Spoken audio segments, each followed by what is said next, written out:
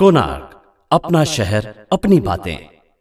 आणि यावेळी पहिला वर्षी असं आहे की सर्वीकडे मंडप टाकलेला आहे, कोणालाही लाईनीत त्रास होणार नाही भक्तगणांना याची पूर्ण चांगल्यापैकी सर्वांनी खात्री केलेली आहे।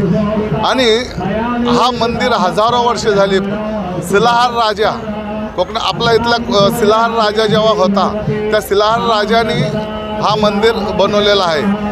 शिलाहार राजा या मुंबईपासून जेवढा इथंच त्याची सत्ता होती आणि त्याच्यानंतर मला 1100 वर्ष झाली असतील या मंदिराला। पूर्वी आपण सांगायचो का पांडवायू बांधलेला हा मंदिर आहे, परंतु शिलाहार राजांनी हा मंदिर बांधलेला आहे।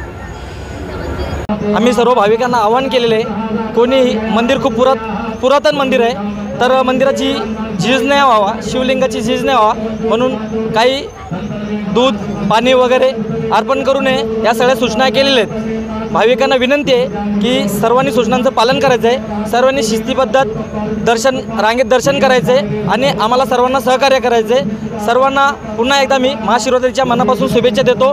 ओम नमः शिवाय, हर हर महादेव। कोणार्क, अपना शहर अपनी बातें।